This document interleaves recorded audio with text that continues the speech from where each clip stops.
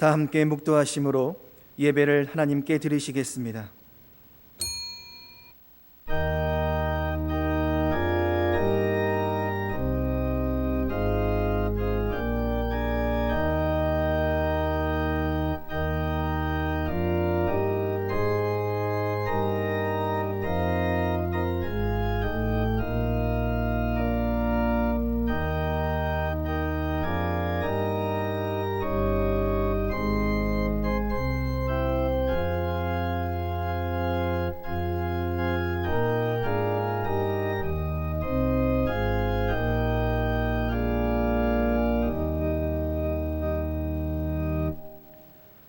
다 함께 찬송 301장 부르시겠습니다. 찬송 301장입니다.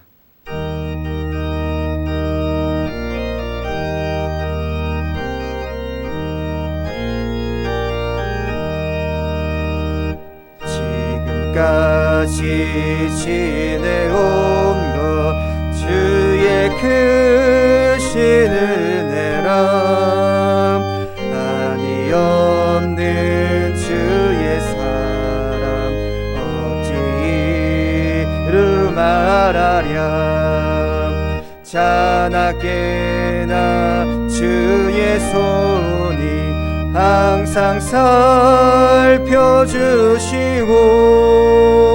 모든 일을 주 안에서 형통하게 하시네 몸도 맘도 연약하나 새 힘받아 살았네 물붓듯이 흐시는 주의 은혜 족하다 사랑 없는 거리에 나 험한 산길에 맬 때 주의 손을 굳게 잡고 찬송하며 가리라 주님 다시 배울 날이 날로 날로 다가와 무거운 짐 주께 맡겨 벗을 날도 멀잖네 나를 위해 예비하신 고향 집에 돌아가 아버지의 품 안에서 영원토록 살리라. 이 시간에는 이순자 장로님 나오셔서 기도해 주시겠습니다. 시대와 역사를 주관하시고 조명하시는 아버지 하나님, 은혜와 사랑을 너무나도 감사를 드립니다. 알파와 오메가가 되시고 처음과 나중이 되시는 내 아버지 하나님, 유한한 인생이 감히 무한하신 하나님 앞에서 무엇을 항변할 수 있사오리까? 아버지께서 주신 이 모든 것이 다 귀하고 우리가 미처 구하기도 전에 필요한 것을 먼저 하시고 공급해 주시는 내 아버지 하나님의 이 한량없는 은혜와 사랑을 만만히 찬송과 영광을 돌려드립니다. 아버지 하나님, 우리가 그저 잠깐 눈을 감았다 뜬 것밖에 없는 것 같은데 벌써 한 해가 저물어 갑니다. 아버지 하나님, 뒤돌아보니 아버지 앞에 심히도 부끄럽고 죄송한 것밖에 없는 것 같아서 너무나도 마음이 아픕니다. 우리가 아버지 하나님 한 해의 시작을 계획을 세울 때에는 많은 것을 꿈을 꾸고 많은 것을 계획을 하지만 아버지 하나님의 인도하심이 아니시면 정말 아무것도 아니라는 것 다시 한번 절감할 수밖에 없습니다. 이렇게 코로나 바이러스로 인해서 이런 많은 어려움이 있을 줄 누가 감히 생각이나 했겠으며 이것을 감히 꿈에라도 꾸어봤겠습니까?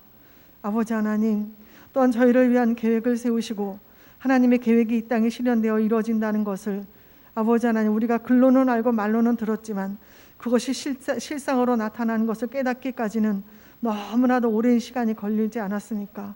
그래도 아버지께서는 언제나 저희들의 삶을 주시하시고 주목하시고 항상 지켜보신다는 이 은혜를 깨닫는 이 은혜가 얼마나 감사한지 아버지 하나님의 거룩하신 이름의 영광을 누리지 않을 수가 없습니다.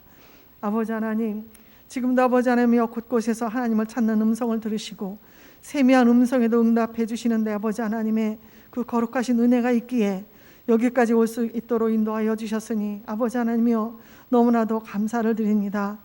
이렇게 아버지 하나님 예배 때마다 정말 나올 수가 없는 상황에 있어도 영상을 통해서라도 하나님의 말씀을 들으려고 한마디도 놓치지 않으려고 날마다 말씀 앞에 가까이 나오는 저희들의 무리를 주여 긍휼히 여겨 주시옵시고 불쌍히 여겨 주시옵소서. 그래서 아버지 하나님 어서 속히 이 바이러스가 그리스도 예수의 말씀으로 다 헤쳐나가게 하여 주시고 날마다 아버지 하나님 예수 그리스도의 이름으로 승리하는 저희들의 삶이 되게 하여 주시옵시기를 간절히 바라옵고 원합니다. 아버지 하나님, 정말 아무렇지도 않고 당연하게 나와서 당연하게 말하고 당연하게 행동했던 이 모든 것들이 이제와 생각을 하니까 그것이 다 당연한 것이 아니라는 겁니다. 다 하나님의 은혜였다는 것입니다. 다 하나님의 사랑이었다는 것입니다. 다시 한번 이 하나님의 사랑을 회복하기 위해서 저희들이 말씀에 도전하게 하여 주시고 아버지 하나님이여 기도에 도전하게 하여 주시고 저희들의 삶 속에 예수 그리스도의 거룩하신 빛이 드러남으로 말미암아 많은 사람들이 하나님이 살아계시다는 것 인정할 수밖에 없는 저희들의 믿음의 실상으로 나타나 보여지게 하여 주시옵시기를 간절히 바라옵고 원하옵나이다. 아버지 하나님, 이 십자가가 정말 나하고는 상관이 없다고 생각하지 않았습니까? 내가 무슨 그렇게 큰 죄를 지었다고, 내가 뭐 그렇게 큰 잘못을 했다고 인정하지 않지 않았습니까?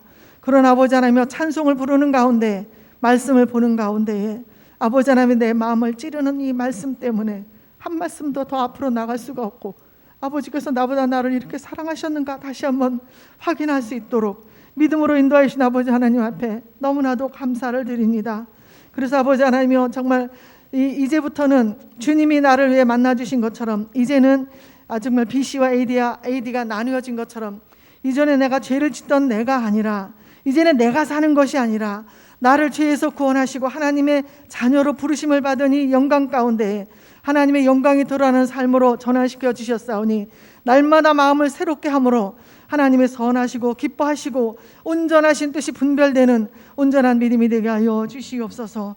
아버지 하나님이여 그래서 정말 저희들의 삶이 땅끝까지 이르러서 하나님의 거룩한 증리 되게 부족함이 없게 하여 주시옵시고 그래도 아버지 하나님이여 순간순간 시시때때로 넘어질 수밖에 없는 죄인이기에 하나님의 말씀을 붙잡고 다시 한번 회개하고 다시 한번 거듭나서 하나님의 말씀으로 한 걸음 한 걸음 더 가까이 나가는 저희들의 믿음이 되게 하여 주시옵시기를 간절히 바라옵고 원하옵나이다.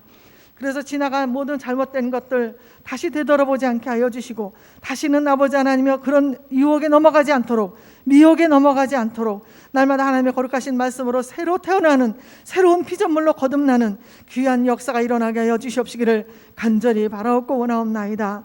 아버지 하나님의 어려움 가운데도 주님 몸된 교회가 하나님의 일을 할 수 있도록 인도하여 주셨사오니 이제 2021년도에는 우리가 2020년대에 이루지 못한 모든 것들을 다 이루어갈 수 있도록 주님 역사하시고 인도하여 주시옵소서. 그래서 아버지 하나님 경제도 다시 활성화되게 하여 주시고 이전에 내가 하나님을 모르고 범했던 모든 죄들을 다시 답습하지 않게 하여 주시고 날마다 하나님의 거룩하신 이름으로 깨끗해지고 성별해지고 아버지 하나님께서 내가 거룩하니 너희도 거룩하라 하신 것처럼 경건에 온전히 이루는 믿음이 될 수 있도록 주님 인도하여 주시옵소서. 그래서 아버지 하나님 예배 드릴 적마다 우리의 마음이 더 새로워지게 하여 주시고 주님의 이름으로 아버지 우리 마음판에 하나님의 말씀이 새겨져서 정말 악은 모양이라도 보지 않는 선함으로 악을 이길 수 있는 아버지 거룩한 믿음이 되게 하여 주시옵시기를 간절히 바라옵고 원합나이다. 그래서 아버지 하나님 선한데 지혜롭고 악한데 미련해지는 온전한 믿음이 되게 하여 주시옵시기를 아버지여 간절히 바라옵고 원하옵나이다.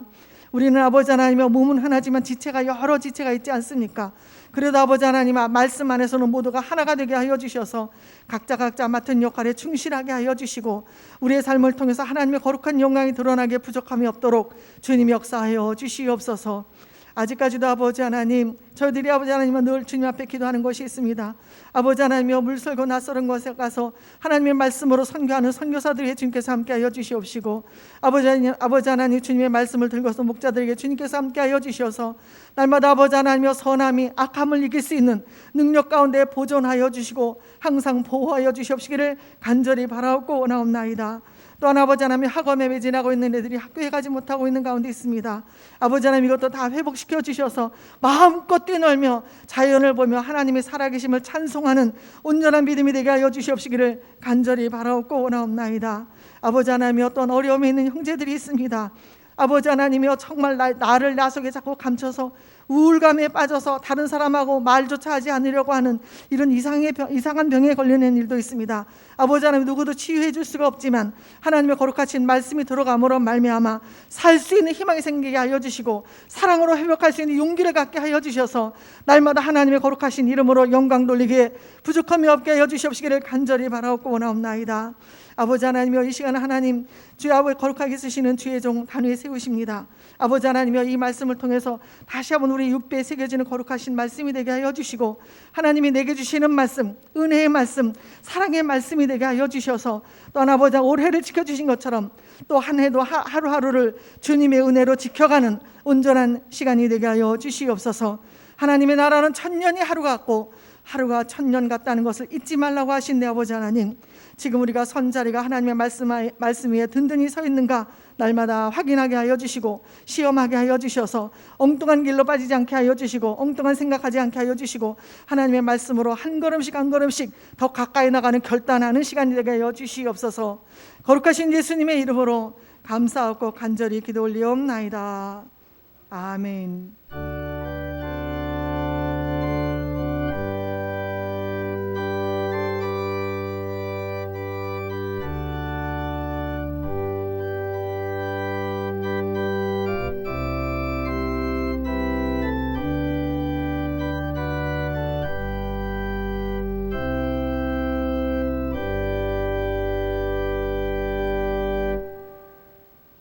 하나님의 말씀은 마태복음 3장 11절에서 12절까지의 말씀입니다.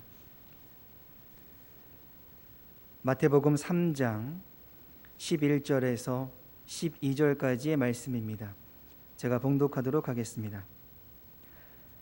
나는 너희로 회개하게 하기 위하여 물로 세례를 베풀거니와 내 뒤에 오시는 이는 나보다 능력이 많으시니 나는 그의 신을 들기도 감당하지 못하겠노라. 그는 성령과 불로 너희에게 세례를 베푸실 것이요 손에 키를 들고 자기의 타작마당을 정하게 하사 알곡은 모아 곳간에 들이고 쭉정이는 꺼지지 않는 불에 데우시리라. 아멘. 담임 목사님 나오셔서 알곡신앙이라는 제목으로 말씀 선포해 주시겠습니다.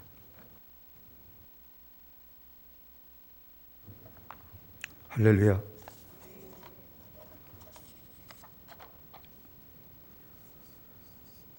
주님께서는 마지막 때 교회를 정하게 하실 것입니다.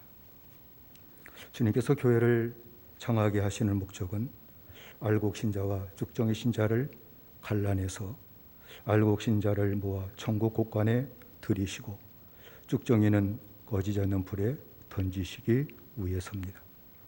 전 세계에 퍼져 있는 이 코로나 연병은 우리 모두에게 큰 고통을 주고 있지만 주님께서는 이 코로나 연병으로 알곡 신자와 쭉정이 신자를 갈라내고 계시다는 것을 부인할 수가 없습니다.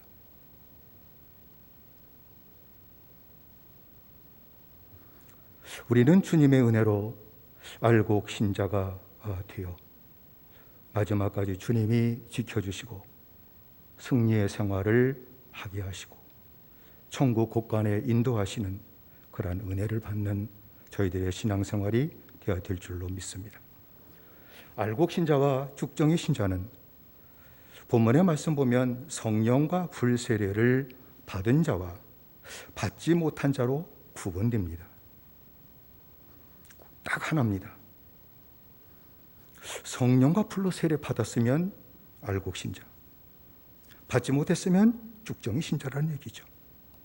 11절의 말씀 보면 그는 불과 성령으로 너희에게 세례를 베풀 것이요 라고 말씀을 했습니다. 알곡 신자는 성령의 세례를 받은 자입니다. 육정이 신자는 성령의 세례를 받지 못한 자입니다.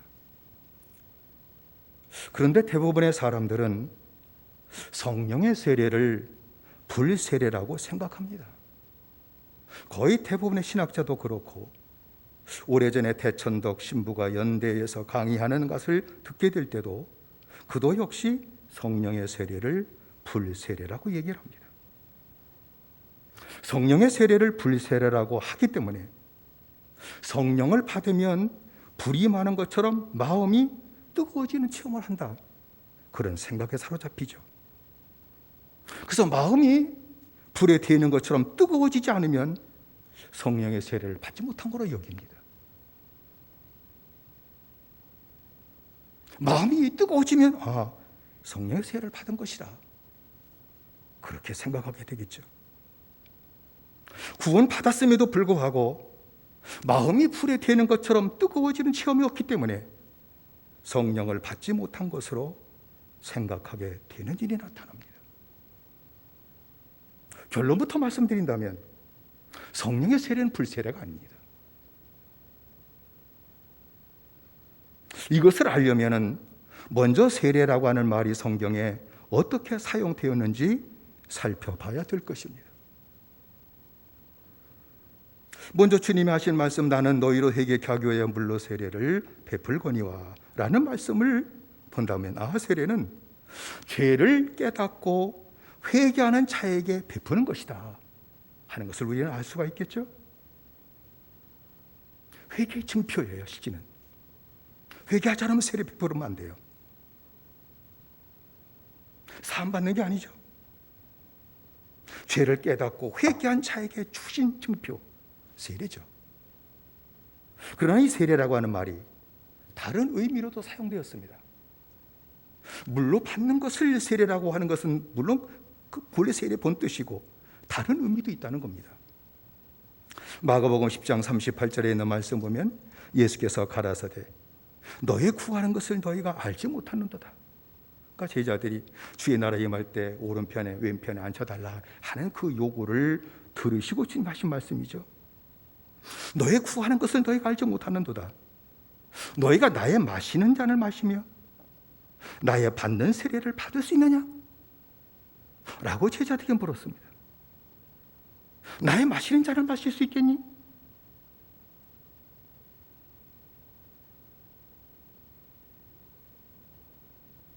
주님의 마실 잔은 주님이 받으실 고난을 얘기하는 거예요.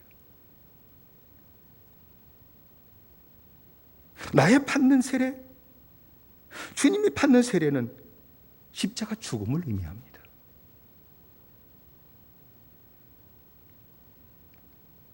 주님은 십자가에 죽으시는 것을 내가 받을 세례다 라고 말씀하셨죠.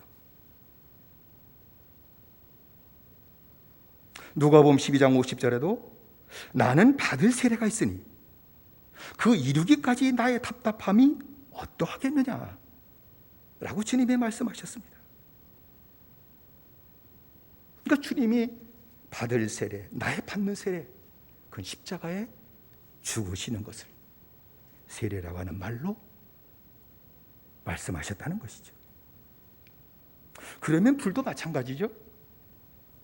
불이 의미하는 것이 무엇인지 살펴봐야 될 겁니다. 물론 오순절 성령 강림하시게 될 때 불이 혀같이 갈라져 각 사람 머리 위에 임한 것으로 성령의 한 강림의 한 모습을 성경을 보여주고 있다. 그건 분명한 것이죠. 그런데 불이라고 하는 것이 다른 의미로 또 사용된다는 겁니다. 불화, 싸움을 의미하는 것으로 사용되었습니다. 성경을 보면 주님께서는 누가복음 12장 49절에 있는 말씀에 내가 불을 땅에 던지러 왔노니 이 불이 이미 붙었으면 내가 무엇을 원하리요? 라고 말씀하셨습니다. 대부분의 목사들도 불 던지러 왔다, 성령 던지러 왔다, 뭐 그렇게 말씀하시지만 그 뜻이 아니에요. 불을 던지러 왔다고 하는 것은 성령을 준다는 의미가 아닙니다.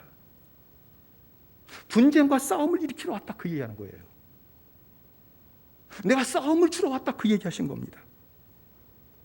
그러면 그 다음 절인 누가복음 12장 51절 53절의 말씀 보면 불의 본질을 다시 주님께서 말씀하셨죠. 내가 세상에 화평을 주려고 온 줄로 아느냐? 내가 너희에게 이르노니 아니라 도리어 분쟁케 하려 함이로다. 이후로는 한 집에 5사람이 있어 분쟁하되, 한 집에 5 식구가 있는데도 분쟁한다는 겁니다. 싸운다는 겁니다. 셋이 둘과 둘이 셋과 하리라. 아비가 아들과 아들이 아비와 어미와 어미가 딸과 딸이 어미와 시어머니가 며느리와 며느리가 시어머니와 분쟁하리라 라고 말씀하셨습니다. 그러니까 분쟁을 일으키러 왔다 그 얘기하신 거예요. 그게 불을 던지러 왔다는 뜻입니다. 그런 불을 땅에 던지러 왔다고 하는 것은 뜻이 본관이 영적 싸움을 얘기한다는 거예요. 내가 영적 싸움을 주러 왔다 그 얘기하는 겁니다. 나쁜 의미의 싸움이 아니에요. 좋은 의미에서 싸움입니다. 영적 싸움입니다. 여러분, 주님이 오시기 전까지는 영적인 싸움을 싸울 수 있는 사람은 한 사람도 없었습니다. 왜냐하면 모두가 다 마귀의 종이 되었기 때문입니다. 예수님 오셨을 때 세상도 그렇다면 머리부터 발끝까지 다 모든 사람들이 다 마귀의 종으로 사는 거구나. 주님 오시기 전에는 그랬죠. 왜냐하면 마귀의 종이 된 것은 순종함을 받는 자의 종이 된다는 말씀 때문입니다. 마귀에게 순종하면 마귀의 종이 되죠. 주님께 순종하면 주님께 종이 됩니다. 모든 사람들이 마귀의 미혹을 따라 죄를 지었기 때문에 그들이 부인한다 할지라도 그들은 마귀의 종이 되는 겁니다. 내가 마귀한테 순종했기 때문에 내 순종을 받은 마귀에 나는 종이 된다는 거예요. 마귀의 종이 된 자는 자기 주인이 마귀입니다. 죄를 지면은 내 주인이 마귀가 돼요. 그래서 내 주인인 마귀와 싸울 수 있는 사람은 하나도 없다는 거예요. 마귀가 시키는 대로 죄 가운데 살고 하나님을 대적하면서 살 뿐이죠. 그러나 주 예수 그리스도를 믿고 구원받은 자는, 주님 오심으로 구원받은 자들은 말씀에 순종하기 때문에 그때부터 신분이 바뀌어지는데 주의 종이 돼요. 의의 종이 됩니다. 마귀의 종이 하나님의 종이 돼요. 하나님을 따라간 자가 된다 그 얘기하는 것이죠. 주의 종으로 사는 자는 그 순간부터 어떻게 마귀를 대적하는 자가 돼요. 주님께 순종하면 그 순간부터 마귀를 대적하는 자가 되죠. 마귀의 음성을 듣지 않고 주의 음성을 듣게 되겠죠. 그리고 나서는 마귀의 종들과도 싸움을 싸우기 시작합니다. 마귀는 언제나 싸움 붙이게 될 때에 자기 종인 사람들을 붙여서 싸우게 만들어요.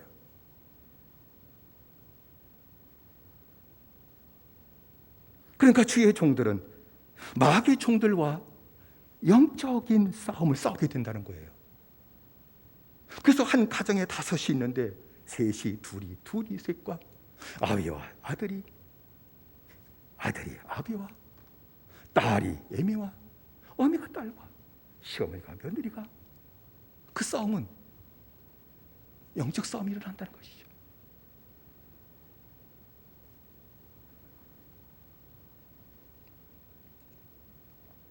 그러므로 불이라고 하는 말이 영적 싸움을 의미하는 것으로 사용됐다. 그러면은 세례도 불도 다른 의미로 사용될 수 있다? 그걸 얘기하는 거겠죠? 그리고 성령과 불로 너에게 세례를 베푸실 것이요 라고 하는 말씀은요, 딱 2군데밖에 없어요. 마태복음과 누가복음 3장이에요. 다른 데는 불세례라는 말이 절대 나오질 않아요. 근데 그 말씀도 쭉정이를 꺼지지 않는 불에 태운다는 심판이 언급된 데서만 성령과 불로 너에게 세례를 주실 것이요 라고 하는 말씀이 기록되어 있어요. 성경 다른 곳에서는 성령과 불 세례라고 언급된 곳이 한 곳도 없습니다. 2곳을 빼면. 오직 성령의 세례만을 말씀하셨어요. 만일 성령의 세례가 불세례라고 한다면 성령의 세례가 언급된 곳마다 한두 군데는 더 불세례라고 하는 말을 했어야 됩니다. 근데 불세례라는 말이 성령의 세례가 언급된 곳에서는 나타나지 않는다는 거예요. 오직 성령의 세례만을 얘기를 했어요. 요한복음 1장 33절의 말씀 보면 나도 그를 알지 못하였으나 나를 보내어 물로 세례를 주라 하신 그이가 나에게 말씀하시되, 그러니까 하나님이 세례자에게 말씀하시되 성령이 누구 내려서 누구 위에든지 머무는 것을 보거든 그가 곧 성령으로 세례 주이는 자를 알라. 그 사람이 성령의 세례를 주는 자임을 너희가 알라 라는 것을 세례 요한이 하나님의 말씀 듣고 기록하는 것이죠. 주님은 사도행전 1장 5절에서도 요한은 물로 세례를 베풀었으나 너희는 몇 날이 못되어 성령으로 세례를 받으리라 라고 말씀하셨죠. 성령의 세례를 받는다는 것을 분명히 하나만 얘기하셨습니다. 사도 베드로도 사도행전 11장 16절에 내가 주의 말씀에 요한은 물로 세례를 주었으나 너희는 성령으로 세례를 받으리라 하신 것이 생각나노라. 고넬료에게 복음 전할 때 성령이 임재하시고 성령의 세례 받는 것을 보고 베드로가 증거한 것이죠. 사도 바울도 똑같이 얘기를 했습니다. 고린도전서 12장 13절의 말씀 보면 우리가 유대인이나 헬라인이나 종이나 자유자나 다 한 성령으로 세례를 받아 한 몸이 되었고 또 다 한 성령을 마시게 하셨느니라 라고 말씀을 했습니다. 그러니까 모든 곳에서는 성령의 세례만을 얘기하고 있다는 거예요. 베드로가 복음을 듣고 회개한 자들에게 사도행전 2장 38절의 말씀 보면 너희가 회개하여 각각 예수 그리스도의 이름으로 회개하고 죄 사함을 받으라. 그리하면 성령을 선물로 받으리니 이 약속은 너희와 너희의 자녀와 모든 먼 데 사람 곧 우리 하나님이 얼마든지 부르시는 자들에게 하신 것이라 라고 말씀을 했습니다. 그러니까 성경 모든 것을 살펴보더라도 성령의 세례만을 얘기를 했죠. 불세례라고 언급된 것은 쭉정이를 심판하시는 그 말씀이 기록된 데만 불세례라는 단어가 말이 언급되었다는 겁니다. 그러므로 성령과 불로 세례를 주신다 하는 그 말씀은 성령의 세례 하나만을 얘기한 것은 아니라는 겁니다. 성령의 세례와 불세례 서로 다른 두 개의 세례를 주님이 말씀하신 겁니다. 성령의 세례와 불세례가 있다. 서로 다른 두 세력의 세례가 있다는 것을 말씀하신 것이죠. 성령의 세례는 구원받은 자에게 임하는 성령 강림을 말하는 겁니다. 성령의 세례는 예수 믿고 구원받은 자에게 임하는 성령 강림을 성령의 세례라고 말씀하신 것이죠. 불세례는 구원받지 못한 자가 지옥불의 형벌을 받는 것을 말하는 겁니다. 불세례는 성령 받지 못하고 구원받지 못한 자가 마지막 지옥불에 던져지는 것을 가리켜서 불세례다 라고 말한 것이죠. 마태복음 3장 12절의 말씀과 다시 연결해 보면 더 분명히 알 수 있습니다.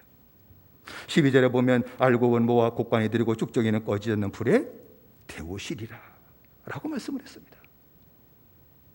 성령과 불로 세례 베푸실 것이요.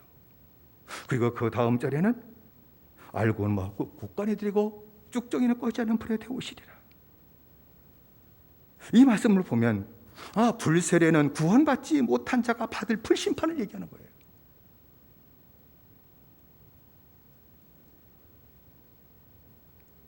유황 불못의 형벌을 받는 것을 말합니다. 유황불에 던져져서 형벌 받는 거 그게 바로 쭉정이가 받을 불세례다. 그 뜻에서 얘기한 것 아니겠습니까?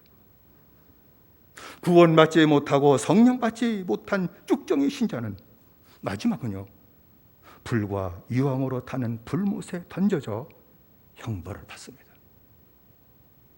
그게 그들에게만 불세례입니다. 주님께서 초림주로 세상에 오셨을 때는 구세주로 세상에 오셨으나 재림주로 오실 때는 심판주로 오실 것을 성경이 증거하고 있습니다. 주께서 심판주로 오셔서 쭉정이 신자를 갈라내어 불과 이왕으로 타는 불못에 던질 것입니다. 불못에 던져지죠. 여러분, 계시록 21장 8절에도 이 사실을 분명하게 주님이 마지막 때 하실 일을 말씀하셨죠. 그러나 두려워하는 자들과 믿지 아니하는 자들과 흉악한 자들과 살인자들과 행음자들과 술객들과 우상 숭배자들과 모든 거짓말하는 자들은 불과 유황으로 타는 못에 참여하리니 이것이 둘째 사망이니라. 그러니까 쭉정이 신자는 구원받지 못한 자를 얘기하는 거예요. 구원받지 못한 자는 성령의 세례 받지 못한 자를 얘기하는 거예요. 그것으로 갈라지는 거예요. 무섭게 갈라지죠. 목사인 저도 구원받지 못하고 성령의 세례 받지 못했으면 쭉정이에요. 직분 가지고 가르는 게 아니에요. 쭉정이면 그 마지막은 불과 영원히 타는 불못에 던져질 것이다 라는 것을 주님께서도 말씀하셨습니다. 주님은 또한 곡식과 가라지의 비유를 통해서도 또 말씀하셨어요.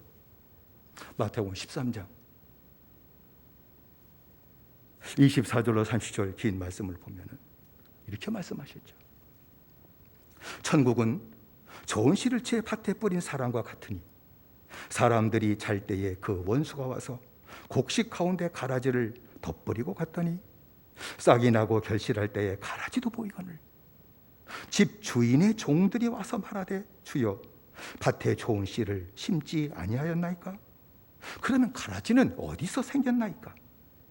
주인이 가로되 원수가 이렇게 하였구나. 종들이 말하되 그러면 우리가 가서 이것을 뽑기를 원하시나이까? 주인이 가로되 가만두어라. 가라지를 뽑다가 곡식까지 뽑을까 염려하노라. 둘 다 추수 때까지 함께 자라게 두어라. 추수 때에 내가 추수꾼들에게 말하기를 가라지는 먼저 거두어 불사르게 단으로 묶고 곡식은 모아 내 곡간에 넣어라 하리라. 이 비유를 주님이 말씀하셨죠. 좋은 씨는 복음을 말하는 것이죠. 밭은 교회를 말합니다. 좋은 씨 뿌리는 자는 주님을 말하시죠. 곡식은 구원받은 천국 자녀를 말합니다. 그러니까 주님께서 교회의 복음을 뿌림으로 믿고 구원받는 자, 그 곡식, 그 천국 자녀를 마지막 천국 곡간에 들어가게 하실 것이다 하는 것을 말씀한 것이죠. 그럼 여기에 나오는 원수는 누굽니까? 마귀입니다. 가라지는 누굽니까? 마귀의 자식입니다. 잘 때에 라는 말이 있죠. 아무도 모른다는 것을 얘기하는 것이죠.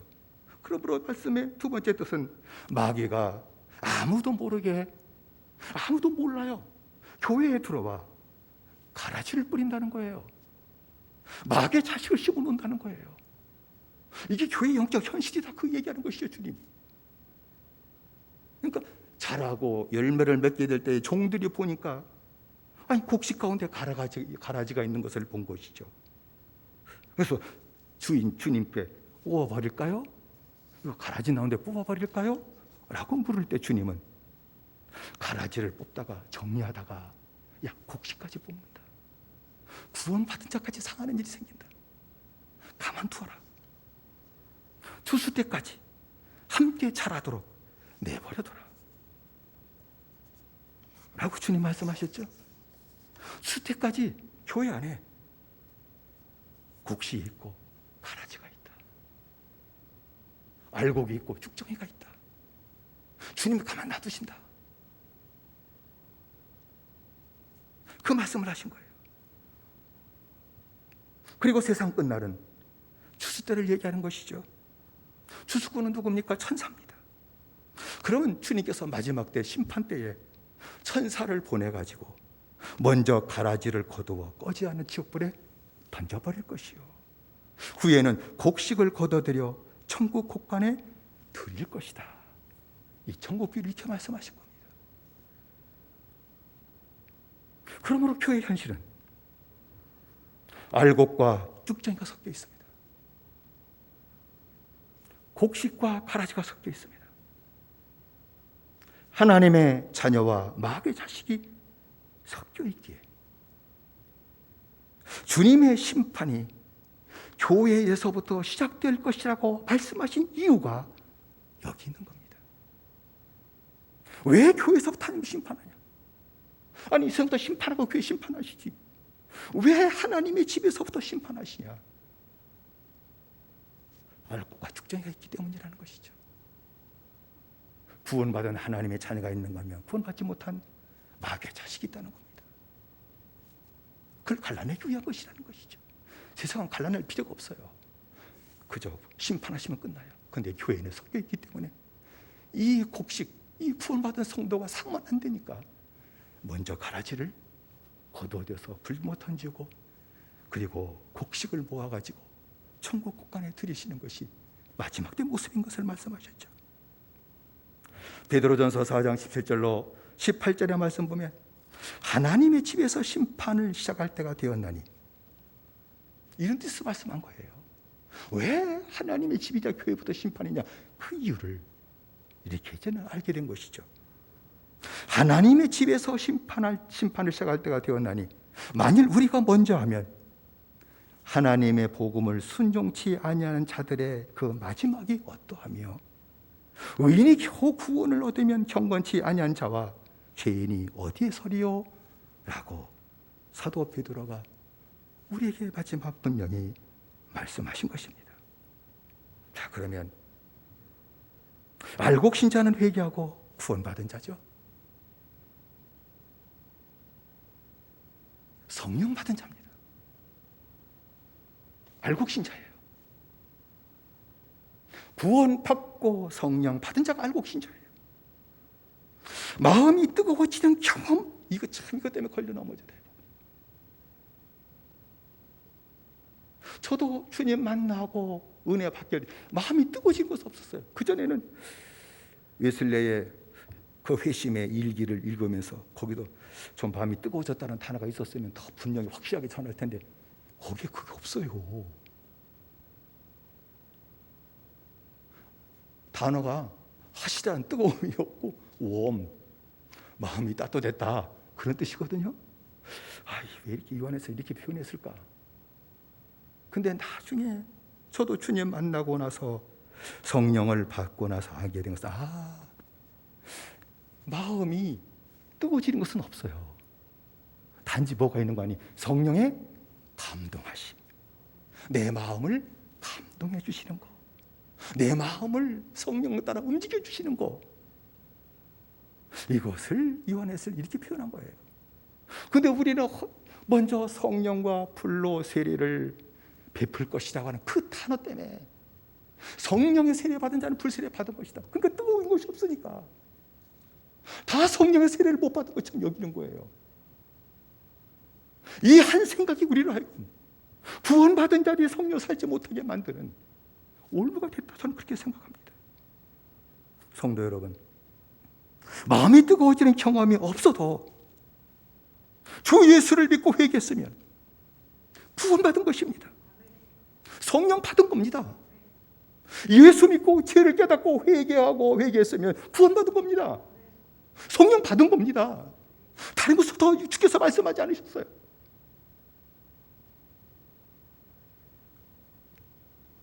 그런데 성령 받은 우리는 왜 주의 제자들처럼 능력 있는 삶을 살지 못할까요? 제자들은 성령 받고 능력 있는 삶을 살았어요. 우리들도 회개하고 성령 받고 받았는데 제자처럼 능력 있는 삶을 살지 못해요. 도대체 제가 무엇일까? 다른 것 아니죠. 하나입니다.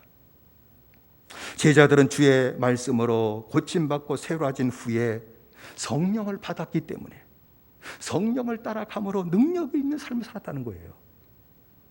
근데 우리는 말씀으로 고침받고 새로워진 거 없이 성령을 받았기 때문에 성령의 능력이 나타나는 삶을 살지 못하는 거예요. 제자들 이후에 구원받은 모든 성 똑같습니다. 변화된 거 없이 예수 믿고 회개하고 구원받은 거, 성령 받은 거예요. 고침받지 못한 상태에서 성령을 받았기 때문에 성령께서 성령 받은 그 순간부터 우리를 고치시고 새롭게 하시는 일을 그때부터 시작하는 거예요. 차이가 이거예요. 그래서 능력 있는 삶을 살지 못하는 것이 여기 있어요. 성령이 능력이 없기 때문이 아니라는 겁니다. 그래서 제자 훈련의 기간이 1260일 아닙니까? 3년 반 아니었습니까?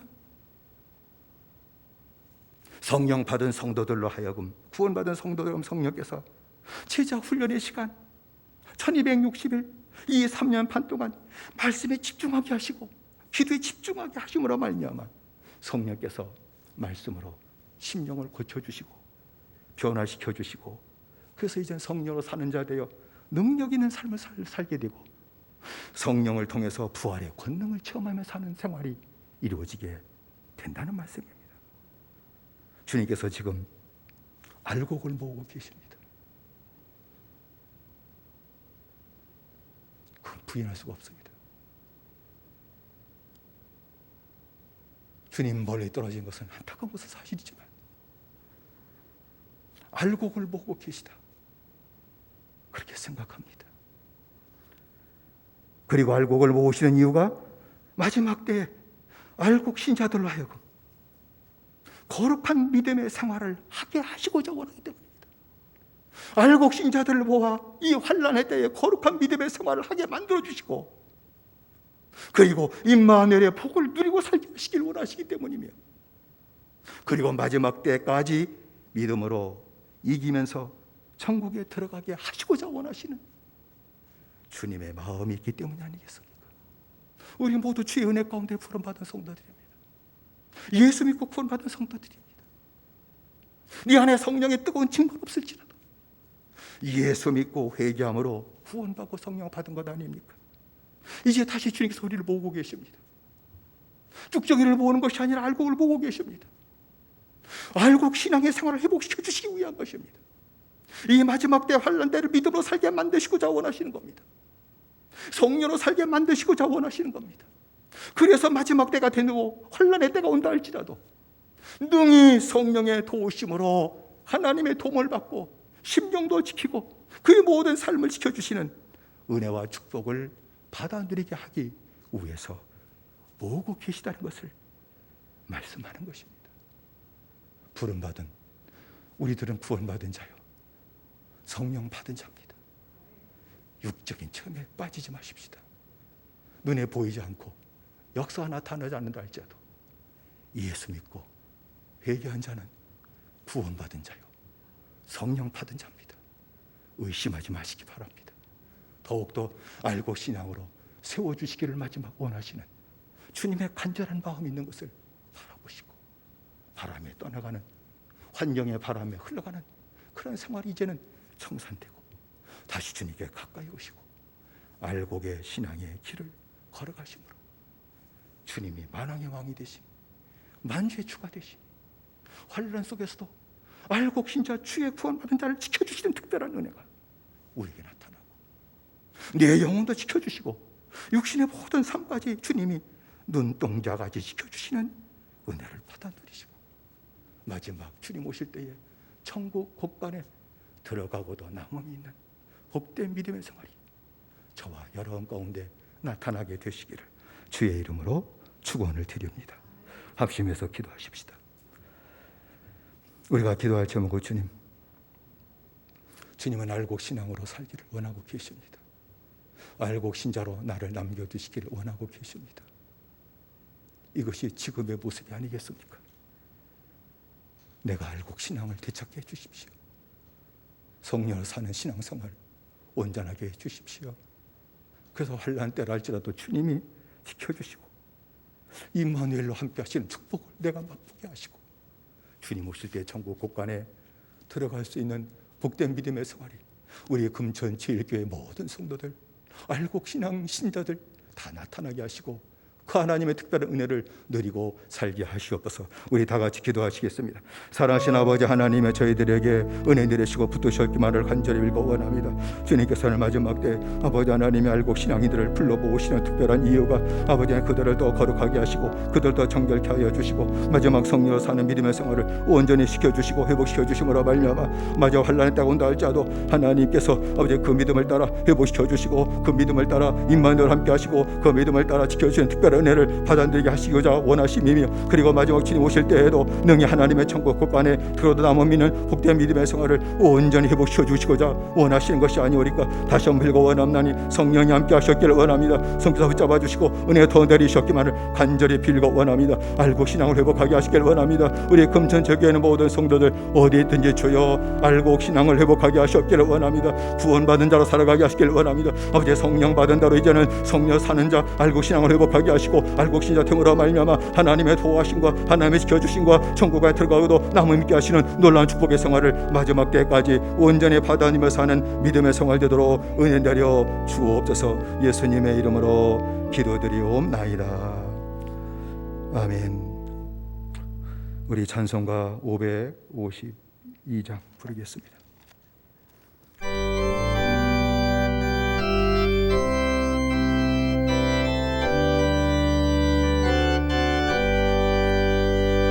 아침 해가 떠들 때 만물 신선하여라. 나도 세상 지날 때 햇빛 되게 하소서. 저여 나를 도우사 세월호 성안고서 어두운 세상 지날 때 햇빛 되게 하소서. 새로운 방음을 보람이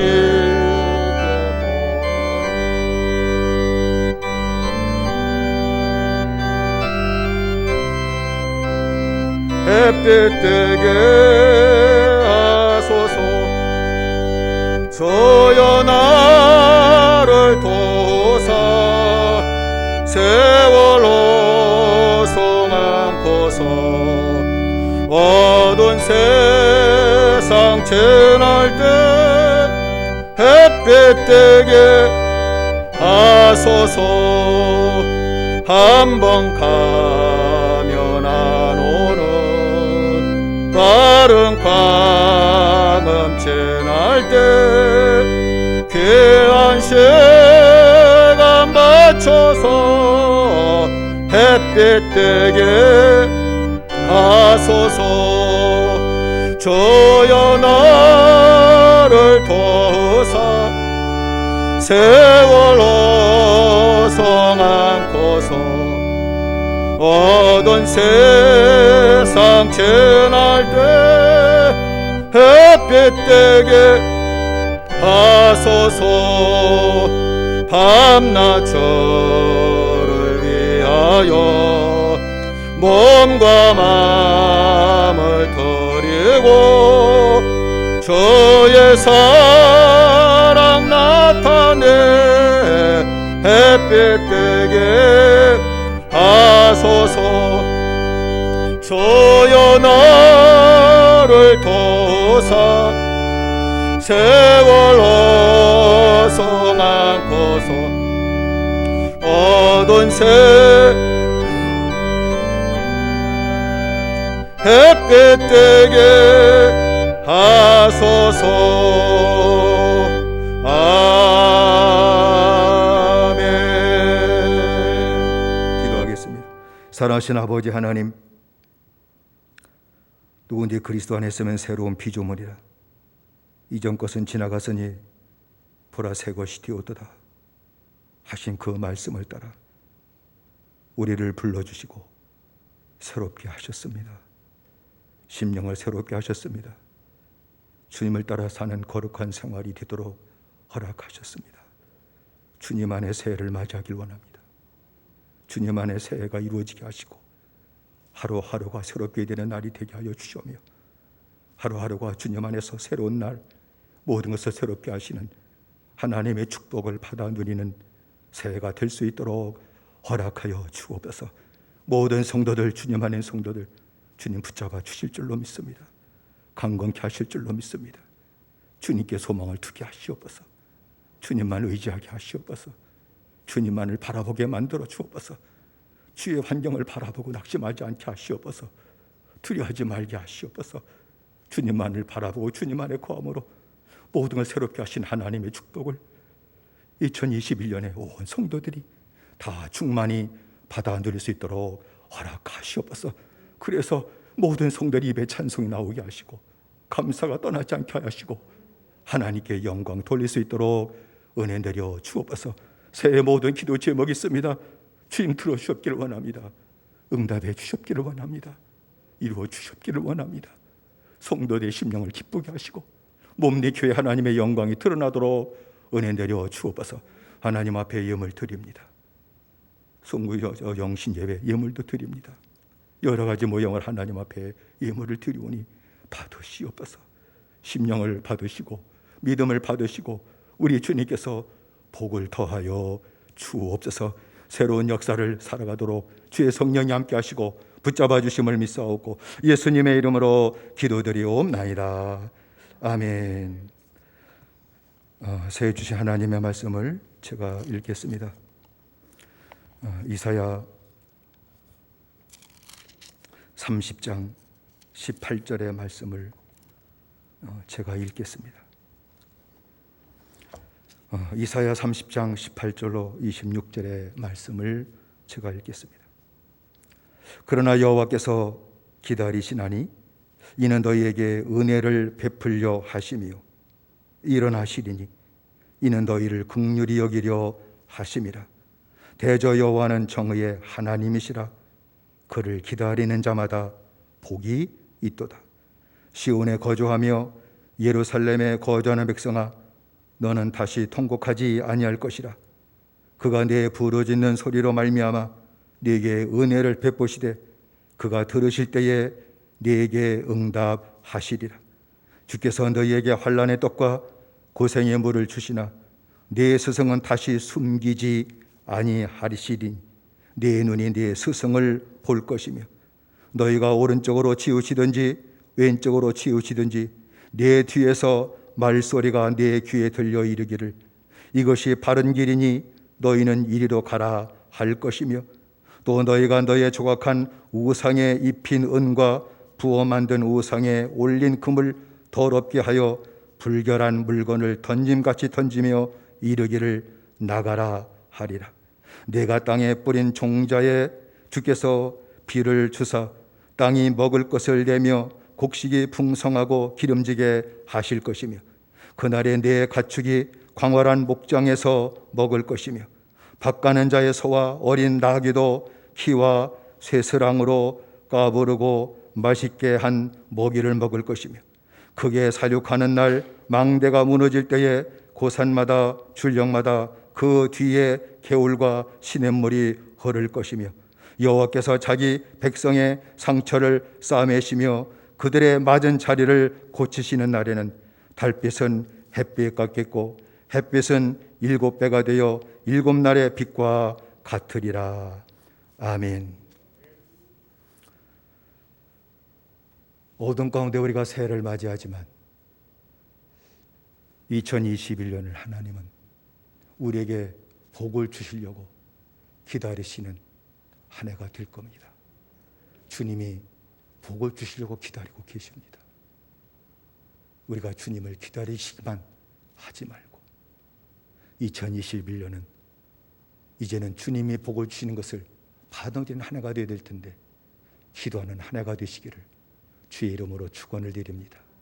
주님이 기도하지 않으면 주님을 기다리시게 하는 겁니다. 기도하는 겁니다. 부르짖기를 주님은 기다리십니다. 복을 주시고자 원하시는 것이죠. 기다리시나니 이는 너희에게 은혜를 베풀려 하시며 일어나시리니 이는 너희를 긍휼히 여기려 하심이라 라고 말씀을 했습니다. 성도 여러분, 기도가 안 되더라도 기도의 무릎을 꿇으시기를 부탁드릴게요. 기도가 안 될 거예요. 그래도 기도의 자리를 떠나지 마십시오. 무릎 꿇는 것이 기도입니다. 말을 못해도 주님 이름 부르고 무릎 꿇는 것이 기도입니다. 응답하실 겁니다. 기도에 힘을 주실 겁니다. 그리고 주님께서 말씀하신 대로 응답하실 것입니다. 오늘 여기 응답하신 것을 말씀을 보면은 주님께서 이제는 은혜를 허락하시는데 바른 길로 인도하시는 은혜를 허락하실 것을 얘기하셨습니다. 조금만 잘못해도 이 길이 정론이 이 길로 행하라 하시는 깨우치는 음성을 들려주시는 은혜가 임할 것입니다. 뿐만 아니라 하나님께서 비를 내려주신다는 얘기는 내 손으로 하는 그 모든 일에 은혜를 주신다고 말씀하신 겁니다. 내 손으로 내가 뿌린 종자에 주께서 비를 주실 것이다. 내 하는 일에 하나님께서 은혜를 주실 것입니다. 여러 가지 어려움이 있어도 하나님은 주실 수 있습니다. 비를 주실 수 있습니다. 하는 일이 잘 되도록 복을 내려 주실 줄로 믿습니다. 그리고 마지막으로 말씀한 건 주님께서 고치시고 싸매 주실 것이다 라는 사실을 말씀을 했습니다. 자기 백성의 상처를 싸매시며 맞은 자를 고치시는 그날에 달빛은 햇빛과 같고 햇빛은 7배가 되어 7날의 햇빛과 같으리라. 우리를 다만해도 기쁘게 하시는 하나님의 축복을 이 어려운 가운데서 받아들이게 될 줄로 믿습니다. 이 축복을 주시고자 주님이 기다리고 계십니다. 올 한 해 주님 기다리게 하지 마시고 저도 그렇고 여러분도 기도하셔서 이제 기다리셨던 하나님이 말씀의 복을 그대로 이루어주시는 그러한 축복을 받는 그 어떤 해보다도 복을 받는 한 해가 주님 안에서 이루어지게 되시기를 주의 이름으로 축원을 드립니다. 다시 한번 우리 새해를 위해서 우리가 기도하시겠습니다. 우리가 새해를 위해서 기도할 것은 주님, 내가 주님을 지금까지 기다리기만 하며 살았습니다. 이것이 잘못 살은 것이었습니다. 10년, 20년 주님 기다리시기만 했습니다. 내가 이제 2021년은 기도하겠습니다. 기도하며 살길 원합니다. 기도의 무릎이 꿇어지길 원합니다. 주의 이름을 부른 자 되길 원합니다. 그래서 주님께서 이제 기다리시는 것이 아니라 말씀하신 대로 은혜를 베풀어 주시고 말씀하신 대로 바른 길로 인도하시고 말씀하신 대로 하늘에 비를 내려주시고 말씀하신 대로 고쳐주시는 축복을 드리고 말씀하신 대로 기쁘게 하시는 축복의 생활이 어려운 가운데도 하나님 금천지일교회 있는 모든 성도에게 임하게 하시옵소서. 우리가 다시 한번 주여 3번 부르고 기도하시겠습니다. 주여 주여 주여. 사랑하신 아버지 하나님이여, 우리에게 은총들이 있었기만을 원합니다. 주님께서 아버지가 기다리신다고 말씀하셨습니다. 복을 주시고자 원하셔서 기다리신다고 말씀하셨습니다. 우리 각자에게 하나님께서 복을 주시고 원하시고 은혜 주시기를 원하셔서 주님께 나오기만을 기다리고 계신 것을 우리에게 말씀하셨습니다. 사랑하신 아버지 하나님이여, 우리가 주님께 나아가지 못했습니다. 주님만을 기다리게 만들었습니다. 우리의 모든 불쌍을 용서하여 주시고 천하의 환난 가운데 주님을 다시 바라본 눈이 열려지게 하셨기를 원하며 이제 기다렸던 주님이 복 주시려고 기다렸던 주님이 말씀하시던 기도하는 주의 백성들에게 하늘문을 여시고 은혜를 베푸시며 바른 길로 인도하시는 일도 허락하셨기를 원하며 하는 일에 주님께서 은혜를 내려주시고 피를 내려주심으로 땅이 열매를 맺게 하시고 이 열매를 맺게 하시고 뿐만 아니라 내 모든 잘못된 상처와 모든 잘못된 것을 싸매주고 고쳐주시는 하나님의 축복을 내림으로 말미암아 어제 달빛에 햇빛 같게 하라가시고 햇빛은 7날의 빛과 같이 우리를 빛나게 하시고 우리의 삶이 빛나게 받으셨기를 원하며 밝은 빛이 비친 것을 우리의 심령을 어제 빛나게 하시는 아름다운 축복의 생활이 주여 올 한 해 사는 모든 성도들 속에 나타나도록 은혜 주시고 축복하여 주옵소서. 성께서 함께 하시고 역사하심을 믿사오고 예수님의 이름으로 기도드리옵나이다. 아멘. 사랑하신 아버지 하나님, 영병의 고통 가운데 믿음으로 새해를 맞이합니다. 믿음으로 새해를 맞이합니다. 주님을 기다리시겠던 우리 허물을 용서해 주옵소서. 주님은 우리에게 복을 주시려고 기다리고 계셨는데, 은혜 주시려고 주님은 기다리고 계신데 우리가 그 자리에 가까이 가지 못했습니다. 세상에서 복이 임할 줄 알고 방어가며 살았습니다. 이 여백 우리로 하여금 주님을 다시 바라보게 하는 귀한 시간이 되었으며 주님께 돌아갈 시간이 되었음을 알게 하시고 이제 주님 하나님 앞대로 간구하는 성도의 기도를 들으시고 응답하신 대로, 말씀하신 대로 응답하여 주옵소서.